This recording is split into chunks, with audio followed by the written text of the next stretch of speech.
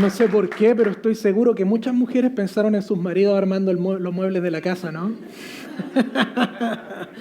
Tenemos un dicho acá en Chile: cuando todo lo demás falle, lea el manual. Bueno, mucho gusto, mi nombre es Pedro Yarse, ya le han dicho mi nombre varias veces, pero lo voy a decir una vez más. Y hoy día tengo el privilegio de estar aquí en esta tercera parte de la serie ¿Y ahora qué sigue? Me encanta cómo está dicha. Y he estado viendo la serie, yo la he estado viendo por YouTube, y es una serie que puede parecer a primera vista como pensada solamente para las personas que están asistiendo a New Life. De hecho, ha sido como una serie un poquito interna, así como introspectiva, podríamos decir. Pero probablemente hay gente viéndola por YouTube, y quizás personas de otros países, esperemos en Dios que así sea, y pueden aplicar todo lo que hemos estado aprendiendo aquí a la iglesia local, independiente de que sea esta iglesia o que sea otra iglesia. Y espero que haya muchas personas en otros países viendo esta serie. Comenzamos hace ya 2 semanas cuando Mauricio nos habló primeramente del modelo que seguimos acá en New Life. No sé si recuerdan las letras ESC, entrada, sala, cocina, que tenía que ver de cómo estamos diseñando los ambientes de la iglesia para conducir a las personas a partir de ser un invitado, alguien que viene por primera vez, a ser familia. Y la forma en que está diseñado este modelo tiene una consecuencia natural, y esa consecuencia natural es conéctate. Y conéctate fue el primer mensaje de esta serie. Si estás aquí por primera vez, no te quiero asustar, no es que te vamos a decir conéctate ahora, no te vamos a hacer nada raro, no. Queremos que te sientas cómodo, eres nuestro invitado, tranquilo, y con el tiempo vamos a ir viendo cómo te vas a conectar. Ahora, le hablo a los que llevan ya un tiempito aquí. Si llevas 1 año o 1 año, ya vamos a cumplir 2 años pronto. Si llevas quizás más tiempo, estás aquí desde la plantación o antes, y todavía no eres parte de un grupo de vida, tengo un mensaje para ti, que es este: ¡enchúfate! Plancha campo, enchúfate. Ese es un dicho chileno muy bueno. ¿Entienden por qué? Tenía que explicarlo con gráfica, si lo decía así no lo iban a entender. Y la semana pasada Gustavo estuvo aquí hablándonos de otro paso que tenemos que tener cuando estamos ya integrándonos a la iglesia, que es sirve, sé útil, haz algo, ayúdanos, necesitamos ayuda. Y me encantó, yo lo vi también en YouTube, y me encantó porque Gustavo mostró el servicio como un acto de gratitud. En el fondo, aprendimos que la salvación, digamos, la relación con Dios llega por medio de Jesucristo y de lo que Dios hizo por nosotros en Jesucristo, y que todos nuestros pecados fueron perdonados. Por lo tanto, la salvación, la relación con Dios no la ganamos por medio de lo que hacemos. No es que yo estoy ajustando puntos, lampas para llegar al cielo por medio de lo que hago, sino que es un regalo de Dios, y luego yo como una respuesta de un corazón agradecido comienzo a servir. Hoy les voy a hablar de un tercer paso, pero este no es como un paso que viene a continuación, o sea, como que conéctate, sirve y lo que voy a hablar ahora, sino que este paso es como paralelo. Yo me lo imagino como una mano y otra mano trabajando en conjunto. Este paso del que yo les voy a hablar hoy, que es como complementario, es dar. Y créanme, porque yo estoy aquí, que no es difícil, o sea, no es fácil estar aquí parado, aquí en este lugar, y hablar de dar. Es algo difícil, sobre todo en una iglesia. ¿Por qué? Estamos de acuerdo, yo creo que están muchos de acuerdo con nosotros, que la mayoría de las personas no tienen problemas con Dios. La mayoría de las personas tienen problemas con la iglesia. Y eso es cosa de preguntarle a la gente en la calle. La mayoría de las personas tienen problemas con la iglesia. Y ¿saben qué? Yo no los culpo. Está bien. Pero supongamos que las personas logran superar esta resistencia a la iglesia.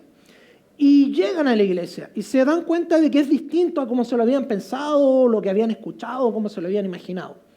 Y finalmente entra a la iglesia, no sé, te dijeron, no, llevamos a la iglesia, Pedro va a hacer un asado después.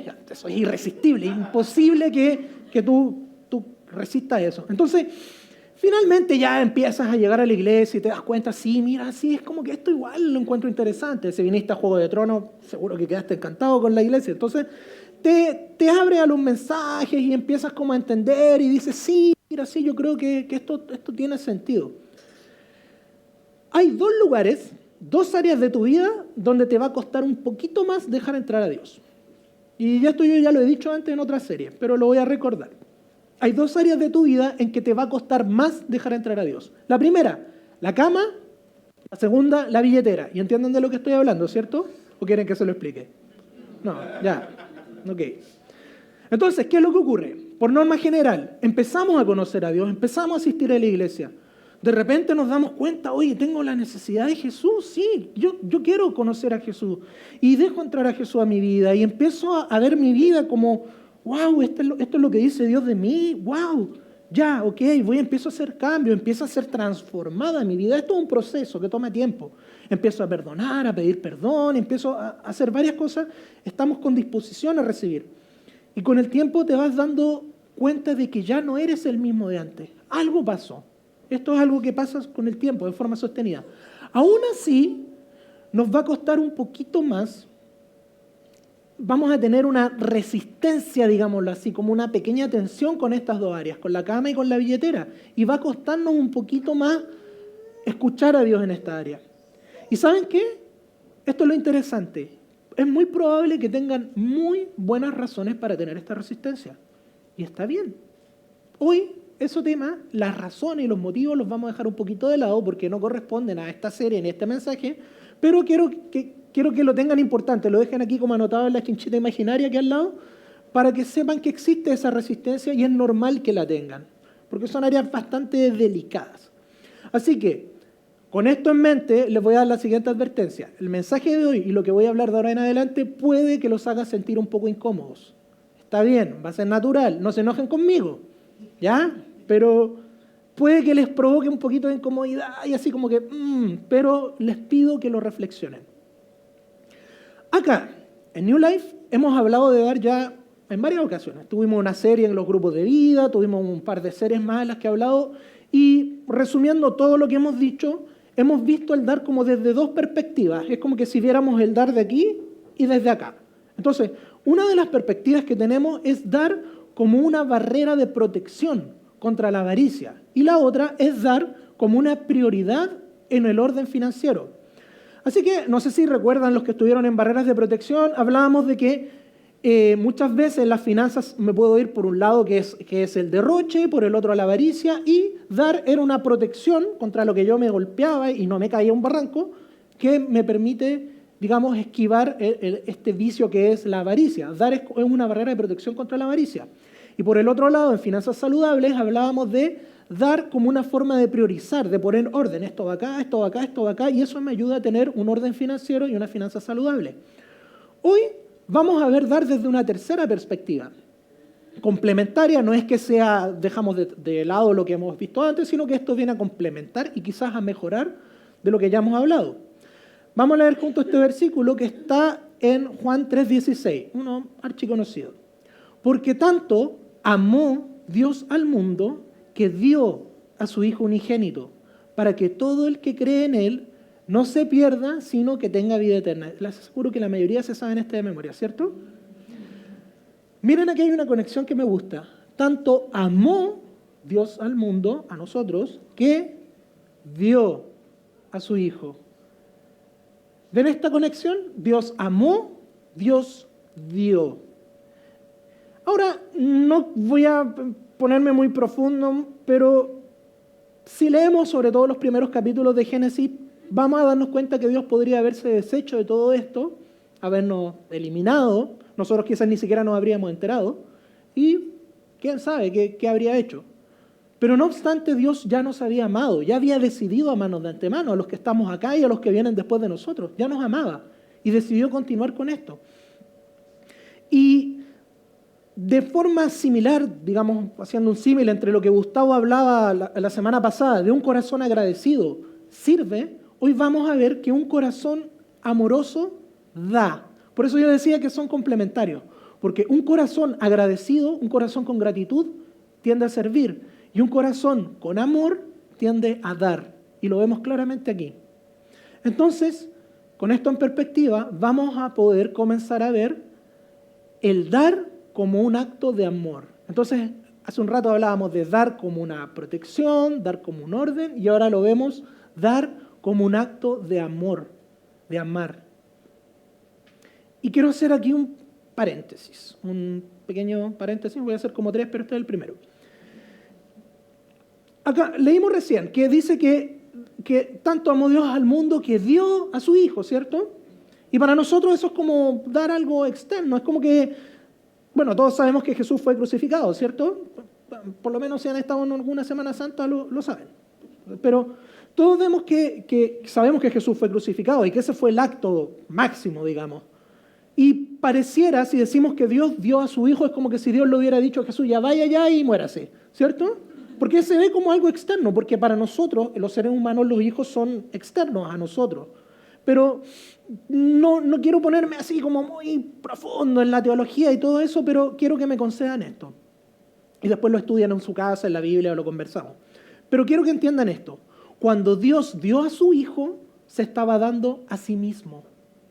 No estaba dando algo externo, ¿ya? Esto es muy importante porque esto es como la parte más importante de este mensaje. De aquí en adelante todo cobra sentido. Cuando Dios dio a su Hijo, a su único Hijo, Él no estaba dando una propiedad, no estaba dando una posesión, no estaba dando algo externo. Él se estaba entregando a sí mismo, ¿ya? Es algo profundo, esto es la doctrina de la Trinidad y probablemente nos podemos ir un poquito al lado volá, pero quiero enfocarnos en esto. Así que por favor créanmelo y después lo estudian. ¿Ya? Entonces, hay varias cosas aquí importantes. La primera, que para Dios dar no era opcional. No era opcional. Era o todo o nada. ¿Me doy o no me doy? Segundo, este dar, esta forma de dar, es una referencia, digamos, que nosotros vamos a tener como un marco de referencia para lo que vamos a ver a continuación. Y si aterrizamos todo esto de Dios entregándose a sí mismo como un modelo de dar, empezamos a ver el dar como algo profundamente espiritual. Y esto es clave, Porque nosotros decimos, oye, pero si yo me meto la mano al bolsillo, lo que saco no es espiritual. Claramente. Pero el dar, la acción de dar, es espiritual. Es una acción espiritual que se refleja en algo material. Les veo unas caras que, si se vieran. Miremos toda la historia del universo. Desde una galaxia muy lejana, hace mucho tiempo, hasta el futuro perdido allá en el espacio. Toda la historia del universo. ¿Cuál es el acto de dar más grande que puede haber en toda la historia del universo? ¿Se imaginan cuál es? Acabo de decirlo. Es Dios dándose a sí mismo por un montón de pecadores. Ese es el acto de dar más grande, el acto de dar supremo, ¿ya? Después en la historia conocemos varios casos, si a ustedes les gusta la historia como a mí, de hombres y mujeres que han dado su vida por causas muy nobles. Vivimos en un país libre porque personas dieron su vida para que viviéramos en un país libre. Tenemos medicinas porque hombres y mujeres se dedicaron, dieron su vida, su esfuerzo para que pudiéramos tener medicina, ciencia, tecnología y un montón de cosas de personas que están dando y dándose. Pero todos estos actos de suma nobleza no son más que el reflejo de un acto supremo, máximo de dar, que es Dios dándose a sí mismo. ¿Lo pueden ver conmigo? Dios, el acto supremo, Dios entregándose a sí mismo y nosotros siguiendo esa misma lógica, esa misma mecánica. Ahora quiero traer todo esto acá, a la iglesia. Porque estamos hablando de ahora qué sigue. Tengo la siguiente pregunta y se las voy a dejar abierta. Ustedes, a medida que vaya el mensaje, van a empezar a respondérsela solitos. Si amamos a nuestra iglesia, ¿cuál es la consecuencia lógica? ¿Cuál es la consecuencia lógica que debe seguir al hecho de que yo ame a mi iglesia? Entonces, si tenemos este acto supremo de dar, de Dios dándose a sí mismo, y nosotros acá, ¿qué hay entre medio? Hay una progresión, ¿cierto? Como una escalera. Vemos algo como una escalera, como pasos que van a haber entre medio que nos llevan a crecer, digamos, a acercarnos a lo que Dios está haciendo. ¿Puede ponerla? Esa, perdón.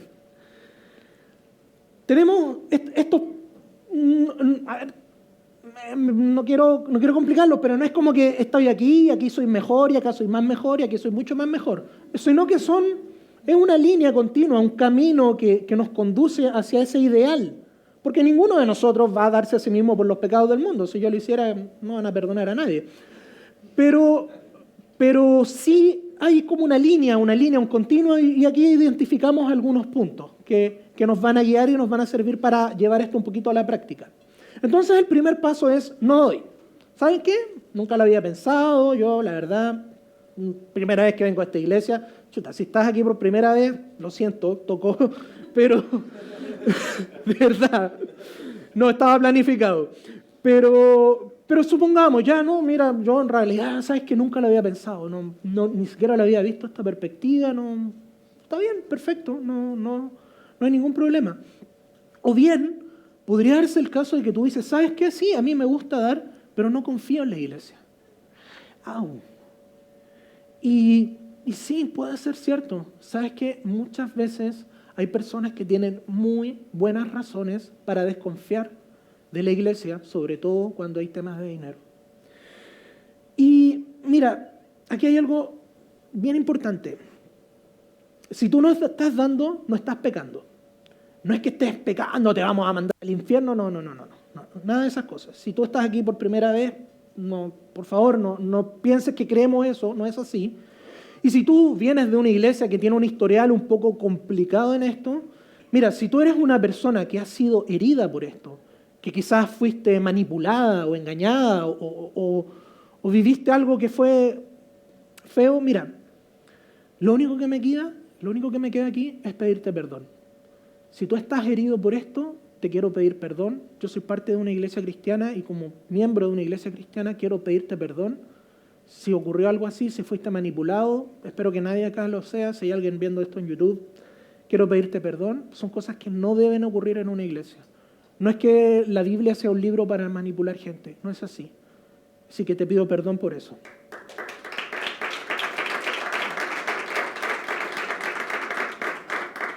Cualquiera sea tu historia, si estás en esta posición de no dar, no es que estés mal, simplemente estás en un primer paso.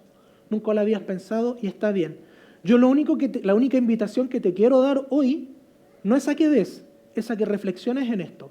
Es a que lo pienses, tomemos una taza de café, puedes hablar con Mauricio, Gustavo, hay varios líderes acá, podemos conversar. A mí me encanta el café, si es con un asado mejor. Y sí, ¿por qué no? Y podemos conversarlo. Segundo paso, doy esporádicamente. Estoy aquí. De vez en cuando doy. Mira, sí, yo me acuerdo, de repente voy saliendo de la iglesia, chuta, no tengo plata, ya no importa, en el auto tengo unas monedas, ya, no hay problema. De repente, no sé, me quedó el vuelto de pan, ya, listo, lo vamos a dar, ya, no hay problema. Soy una persona que probablemente tengo la intención de dar y puede pasar que a veces no me alcanza.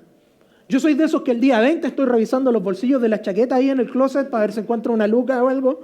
Y mira, vivimos en Santiago, que es una de las ciudades más caras de Latinoamérica. El mercado laboral está terriblemente competitivo y, bueno, además encima moverse de un lado a otro de la ciudad es un poquito caro. Entonces, está bien. Nuevamente, no estamos aquí diciendo, no, tú ya eres menos malo. No, aquí no se trata de ser bueno y malo. Es, como les decía, una línea. En este caso, también tengo un desafío para ti. Pero este es siguiente. En este caso yo te quiero desafiar a empezar a ejercitar tu fe. ¿Ya? Entonces, si tú eres una persona que está en esta dinámica, quiero invitarte a empezar a desafiar tu fe. Y tengo un versículo que no va a salir en la pantalla, pero lo tengo acá anotado, que es el siguiente. Honra al Señor con tus riquezas y con los primeros frutos de tus cosechas. Así tus graneros se llenarán a reventar y tus bodegas rebosarán de vino nuevo. Esto no es una ley, esto es un proverbio. Un proverbio es una frase de sabiduría, de inteligencia. ¿Ok? Entonces, esto es un consejo sabio. ¿Ya? Honra al Señor con tus riquezas. No te voy a decir que es una fórmula mágica, no. Es un proverbio. Y hay que tratarlo como tal. Así que, piénsalo. Tercer paso. Doy planificadamente. ¿Qué significa esto? Estoy dando algo con regularidad. O sea, ya es parte de mi rutina. Quizás semanalmente, quizás una vez al mes, como sea. Ya en este nivel, las personas que están aquí ya tienen una cultura de iglesia, tienen ya algo como de canuto adentro y entienden más o menos que la iglesia... Miren, este tipo de personas ya entiende que, oye, pero aquí se paga arriendo, oye, pero esas luces son caras, esas teles yo las vi el otro día, estaban caras, sí, tenemos los niños gastan, ni se imaginan. Y entonces, tenemos ya como una cultura y estás entendiendo cómo funcionan las cosas y es genial, está ya en tu rutina de vida, está ya como parte de tu hábito de vida el estar dando, estás apartando, lo tienes considerado, fantástico. ¿Qué pasa? A veces quisiera dar más, pero no puedo, no me alcanza, o bien esto es lo que presupuesté y de aquí no me muevo, porque yo soy cuadrado. Entonces tenemos estas dos como opciones posibles. Primero que nada, celebramos completamente el hecho de que estés considerando un monto mensual o semanal de aporte a la iglesia. Es fundamental. Lo que decía Gustavo hace un rato, esta iglesia funciona con dinero. Y nosotros tenemos el honor, porque es un honor, de poder sostener a nuestros pastores. Y eso es un privilegio que tenemos como iglesia, que tenemos pastores disponibles 7x24. Bueno, no los molesten a las 3 de la mañana, pero oh, sí, llámenlos. Y se ríe Mauricio. No, pero tenemos eso, y eso es un privilegio. Chicos, esto es un privilegio, es un honor poder hacerlo. Y es parte de lo que hacemos como iglesia. Y lo hacemos no solo porque estamos agradecidos de que ellos se dispongan de su tiempo, sino porque también les amamos. ¿Ya? Entonces, primero que todo, celebramos el hecho y agradecemos el hecho de que estés en este grupo, pero también quiero desafiarte a ponerle fe a la ecuación. Sobre todo si eres una persona cuadrada como yo, te desafío a ponerle un poquito de fe a la fórmula matemática que tienes ahí en tu planilla. Cuarto nivel. Estamos ya llegando arriba. Diezmo. Ay, que dije una palabra fea. Esta palabra es súper fea, diezmo. Hay gente que le asusta, hay gente que escucha diezmo y al tiro se tapa en el bolsillo. ¿Sí? Es como un reflejo condicionado. Pero diezmo ya, diezmo. Doy el 10% de mi ingreso. Esta persona ya totalmente tiene cultura canuta. Este es canuto, este es totalmente canuto. Este es el que llega por primera vez a la iglesia y se acerca al pastor y le dice, oye, ¿tienen una cuenta corriente para empezar a depositar mi diezmo? Oye, ¿dónde está el sobre? Y, genial, fantástico, fantástico. Hay algunas cosas que quiero aquí. Y aquí este es el segundo paréntesis que este ya es más grande. Tú ya tienes claro cómo funciona la iglesia. ¿Entiendes cómo opera? Ya probablemente has estado dentro en el área de servicio y todo eso. Pero voy a hacer una apuesta. No voy a hacer una apuesta, que es feo. Pero yo voy a hacer la siguiente aseveración. Estoy seguro de que ustedes tienen algunos términos del Antiguo Testamento que los usan en su lenguaje. Hay varios que se están riendo. Bueno, diezmo ya es un término del Antiguo Testamento, pero ahora sí se van a reír. Hay dos palabras que ustedes las ocupan en su lenguaje de vez en cuando, y son las siguientes. Templo y levita. ¿Cierto? Ya. Ay, esto va a doler. Hay algunas cosas que quiero dejarles en claro para que podamos evitar manipulaciones. Primero que nada, la iglesia no es un templo. El templo es usted. Segundo, el pastor no es un sacerdote. Tenemos un sumo sacerdote que se llama Jesucristo. ¿Ya? Leas el libro de Hebreos en la Biblia. Tercero, los músicos y los voluntarios no son levitas. Ninguno desciende de la tribu de Leví. Le iba a preguntar hace un rato a los músicos cuál era su apellido, pero estoy seguro si todos somos latinos, así que ninguno es de la tribu de Leví. El servicio levítico, el sistema sacerdotal levítico se acabó hace como 2000 años. ¿Ya? ¿Por qué es importante aclarar estos puntos? ¿Y por qué estoy siendo un poco sarcástico en esto?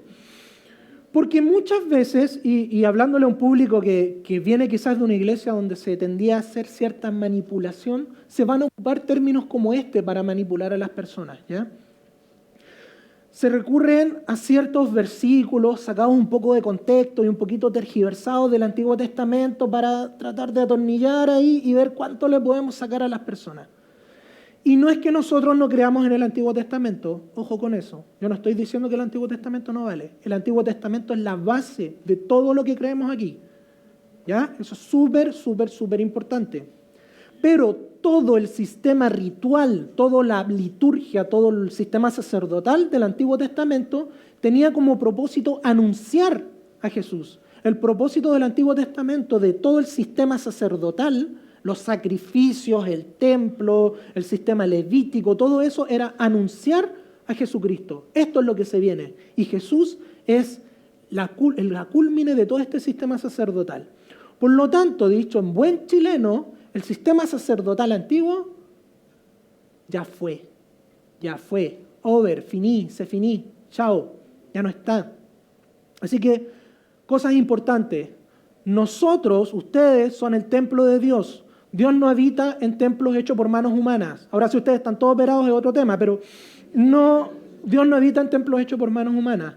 Segundo, el pastor no es un sacerdote. El pastor tiene un rol de cuidado, por eso se llama pastor, porque cuida. Un pastor cuida las ovejas. Un pastor, ahora en la iglesia, cuida las ovejas de Jesús. Tiene un rol de cuidado, de protección, de cubrir. Ese es el rol del pastorado. Usted tiene una línea telefónica 7x24 disponible directa con su creador y puede hablar las veces que quiera. No necesita ningún intermediario. Y le aseguro que Jesús está al otro lado y siempre contesta. A veces contesta cosas que usted no quiere escuchar, pero siempre le contesta. Tercero, todos los demás somos servidores, somos siervos. Mire, ¿quieren usar un lenguaje bíblico? Use la palabra diácono. Esa está en el Nuevo Testamento. Somos servidores. No somos una tribu apartada exclusivamente. No es que todos tengamos el mismo apellido y vengamos del mismo antepasado. De hecho, si tú quieres servir, únete, da lo mismo tu apellido. Necesitamos voluntarios. Así que no vamos a esperar que si eres de la tribu de Leví o algo así. Únete, ¿ya? Necesitamos voluntarios. Entonces, ¿por qué tomamos todas estas cosas del Antiguo Testamento y por qué se usan?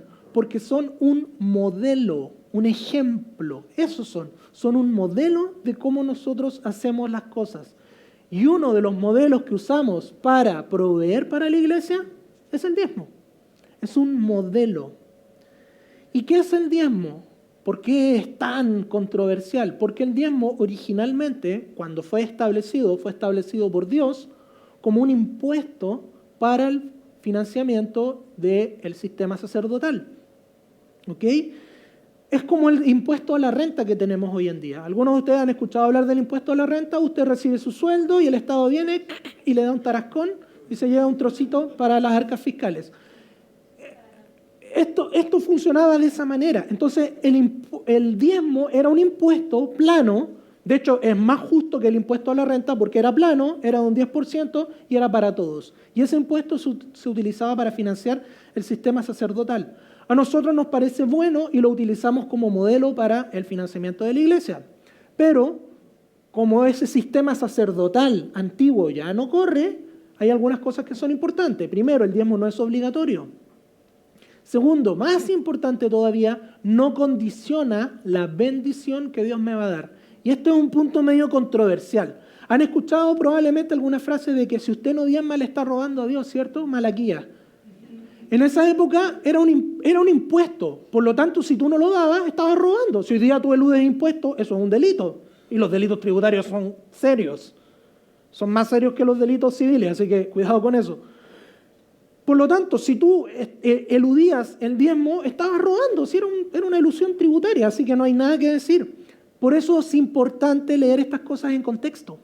Porque si tú las lees en contexto y lees en contexto el Antiguo Testamento, este versículo cobra sentido. Pero insisto, eso fue Antiguo Pacto. Estamos en el Nuevo. Nosotros, les tengo algo mejor todavía, nosotros hemos sido bendecidos en Cristo con toda bendición. Eso también está en la Biblia. Es Jesús quien nos bendice. Todas las bendiciones nos llegan a través de lo que Jesús hizo y no de lo que nosotros hacemos. Eso también lo habló Gustavo la semana pasada. Y lo más importante de todo, y esto es fundamental, no condiciona mi salvación. Si yo no diezmo, no me voy al infierno. ¿Ya? Eso es súper importante. También quedó clarísimo la semana pasada. Entiendan esto, Dios no es Vito Corleone, al que le vamos a estar pagando por su protección. ¿Ya? Entonces, todo esto, entonces tú me dices, ya, pero entonces no tengo que diezmar. Te estoy dando una mejor razón para diezmar. Primero, el diezmo es un modelo. Es un muy buen modelo, es el mejor modelo que existe para el financiamiento de la iglesia. Y yo, sin dármelas de profeta, les aseguro que si en este país reemplazáramos el impuesto a la renta por un impuesto plano del 10% para todos, este país sería mucho más próspero. Se los garantizo. Pero aún así, estando aquí, ven que hay otro nivel más. Parecía como que el que diezma era como el máximo, ¿cierto? Pero hay otro nivel más.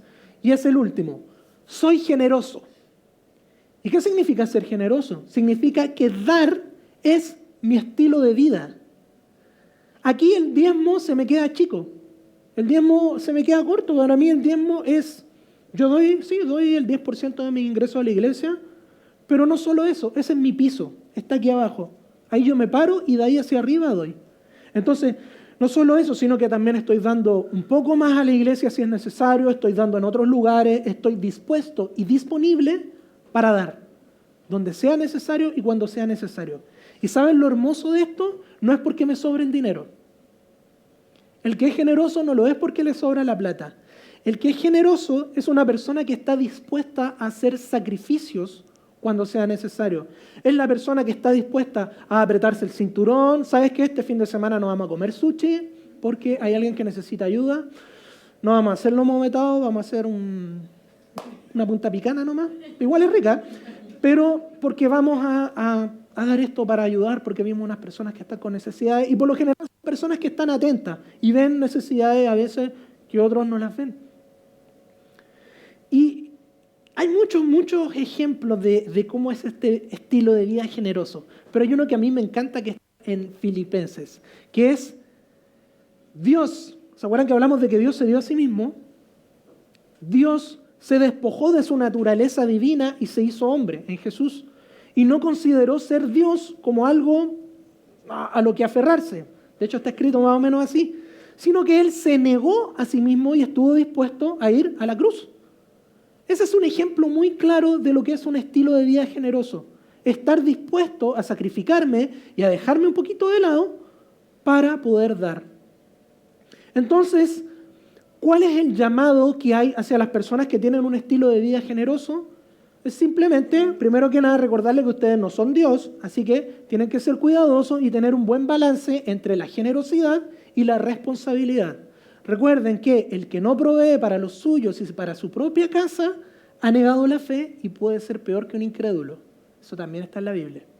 Entonces tenemos un balance entre la generosidad y la responsabilidad. Pero este es el lugar donde quisiéramos que todos estuvieran. Así que para ya empezar a preparar el cierre, porque los veo con cara de quiero ir a la casa a almorzar, vamos a leer una parte de una carta que Pablo le escribió a la iglesia de Corinto. Esto es en 2 de Corintios y dice así: ahora, hermanos, queremos que se enteren de la gracia que Dios ha dado a las iglesias de Macedonia. En medio de las pruebas más difíciles, su desbordante alegría y su extrema pobreza abundaron en rica generosidad. Fíjense en esto, las pruebas más difíciles, su desbordante alegría y su extrema pobreza abundaron en rica generosidad. Están destacados por lo siguiente. Me voy a poner Wikipedia ahora. Cuando Pablo escribió esta carta, se estaba levantando una ofrenda para la iglesia de Jerusalén. En esa época Jerusalén era el centro de la vida cristiana. Después pasó a ser Antioquía y después pasó a ser Roma, pero originalmente era Jerusalén. Y en Grecia, varias iglesias de Grecia y parte del Asia Menor, lo que hoy día es Turquía, estaban levantando una ofrenda para enviarla a Jerusalén. Es en este contexto en que Pablo escribe esta carta. Entonces, estaba esta ciudad de Corinto, que es donde Pablo le escribe la carta a los destinatarios de esta carta, que era una metrópolis, era una ciudad extremadamente rica porque estaba en la ruta comercial que unía Oriente con Occidente. Entonces, Corinto estaba aquí entre medio, y era una ciudad, un puerto súper rico, muy cosmopolita, una ciudad súper liberal, no sé, una especie de Silicon Valley del Imperio Romano, una ciudad muy próspera. Por otro lado, Macedonia era una región, no era una ciudad en particular, sino que era una región del norte de Grecia y tenía como un pasado glorioso. Macedonia fue la cuna de Alejandro Magno, no sé si les suena. Alejandro Magno construyó un imperio de cerca de 5 millones de kilómetros cuadrados y Macedonia había tenido un pasado esplendoroso, fue un tremendo país. Pero había caído en decadencia por un continuo de guerras civiles y varias cosas. Y en la época en que Pablo escribe esta carta, Macedonia estaba sufriendo un bloqueo comercial por parte de Roma. Entonces Roma a Macedonia la tenía bloqueada y le impedía hacer comercio con oro, con madera, con las riquezas de esa época. Entonces se decía que en Macedonia había pasto y trigo. Era todo lo que había. Era una región agrícola bastante empobrecida. ¿Por qué es importante esto? Porque eso es justamente lo que le llama la atención a Pablo. Entonces Pablo es como que dice, oye, pero estos son los más pobres de todo el imperio y mira lo que están haciendo. Entonces continúa diciendo lo siguiente, soy testigo de que dieron espontáneamente tanto como podían y aún más de lo que podían, rogándonos con insistencia que les concediéramos el privilegio de tomar parte de esta ayuda para los santos. Incluso hicieron más de lo que esperábamos, ya que se entregaron a sí mismos. Se entregaron a sí mismos, primeramente al Señor y después a nosotros conforme a la voluntad de Dios. Veamos algunas cosas aquí. Primero, estas personas de la región más pobre del Imperio Romano dieron espontáneamente. Nadie los obligó, nadie los manipuló, no les amenazaron con ningún versículo, simplemente ellos de corazón dieron. Segundo, comprendieron que dar era un privilegio. Recuerden que hay más dicha en dar que en recibir. Ellos comprendieron que esto era algo genial, estaban haciendo algo rico. Tercero, fueron más allá de lo que se esperaba. No se conformaron con lo que podían hacer, sino que dieron un poquito más. No sé cuánto, pero hicieron un esfuerzo. Y el último que a mí me llamó mucho la atención, porque lo conecto con Juan 3:16, que hablamos hace un rato, se entregaron a sí mismos. Eran imitadores de Dios. Dios se entregó a sí mismo, ellos también se entregaron a sí mismos. No especifican qué quiso decir exactamente con esto. Quizás se ofrecieron como voluntarios para llevar las cosas, no lo sé. Pero algo hicieron que se entregaron a sí mismos y es interesante porque dice que con eso estaban cumpliendo la voluntad de Dios. ¡Wow! Esto es hermoso. No sé si lo pueden ver, pero es hermoso. Porque una de las provincias más pobres del Imperio Romano eran tan maduros, comprendieron tan bien lo que era el amor, lo que era la generosidad, lo entendieron tan bien, de una forma tan clara, que Pablo mismo quedó impactado, quedó para adentro. Él que así como, ¡wow! Y él lo puso como ejemplo, no solo a Corinto, que era la Silicon Valley de la época, sino que a todas las iglesias, porque esto está escrito en la Biblia, entonces también sigue siendo ejemplo para nosotros, hoy, 2000 años después. Entonces, no sé si logran ver este cuadro, pero ellos ya estaban en un estilo de vida generoso, alto, cercano a Dios. Estaban llegando a ese ideal. Sabían quizás que no iban a ser nunca como Dios, pero estaban ahí, caminando, corriendo para alcanzarlo. Entonces, recapitulemos. Si estás aquí por primera vez, tuviste que comerte este mensaje. Lo siento, yo no voy a hacer un asado, te engañaron. Bueno, podríamos hacerlo, conversamos. Pero estás aquí, por primera vez, estás escuchando esto. Mira, lo único que quiero pedirte es que lo reflexiones, lo pienses. Quizás nunca nadie te lo había dicho de esta manera, no sé, pero piénsalo. No quiero pedirte, mete la mano al bolsillo, saca. No. Quiero pedirte que lo reflexiones, que lo pienses. Me encantaría hacerte la invitación de que comiences a subir por esta escalera. Eso es lo único que puedo hacer. Le hablo al otro público. Si tú ya llevas tiempo acá en la iglesia, llevas 1 año quizás, llevas 2 años, y tú eres de los que no están dando, que estás acá, ¿qué puedo hacer? Primero, ¿Necesitas ayuda? ¿Tienes quizás un problema de orden, de que tienes un desorden? Yo conozco una persona acá en la iglesia que es muy hábil en ayudarte a ordenar las finanzas. Y puedes hablar conmigo, yo te puedo contactar con esa persona. Es una persona que sabe muy bien y te va a hacer ordenar. Te va a doler, porque te va a decir, deja de gastar esto, paga esto, con esto, y te va a ayudar a poner en orden. Pero si necesitas esa ayuda, por favor, pídela. Porque para eso estamos. La iglesia es para cuidarte, incluso en esto.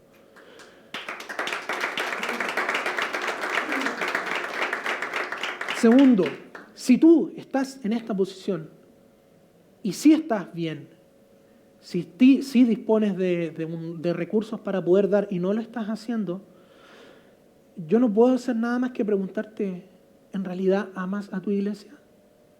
¿Amas a tu iglesia? ¿En verdad amas New Life?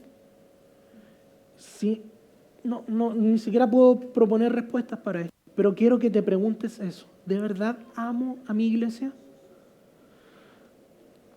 Voy a cerrar con esto, que también está en 2 Corintios, que es parte con lo que Pablo cierra este mensaje a esta iglesia y les dice lo siguiente.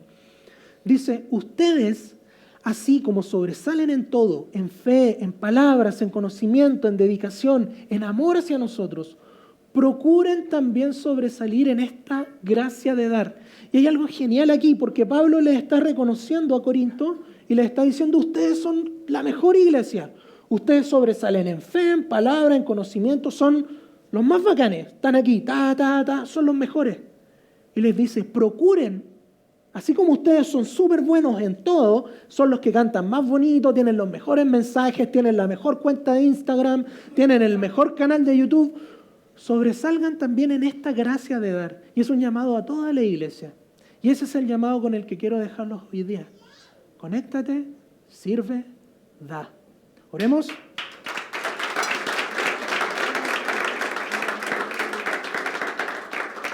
Padre, yo quiero darte gracias, primero que nada, por permitirme el privilegio de dar este mensaje. Vaya que es difícil. Gracias por esta iglesia hermosa, Padre, por esta iglesia que amamos, Señor.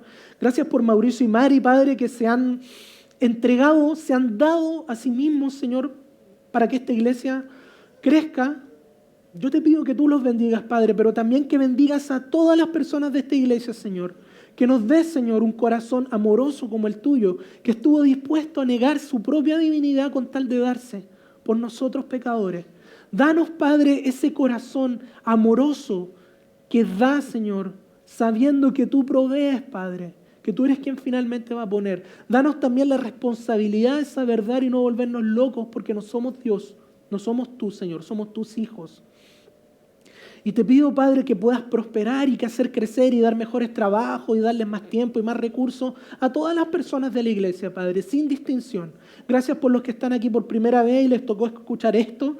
Te pido, Señor, que les consuele el corazón. Y gracias, Padre, por esta iglesia hermosa, por poder estar aquí y darnos el privilegio de ser una iglesia y que sobresalga siempre en la gracia de dar. En el nombre de Jesús, amén.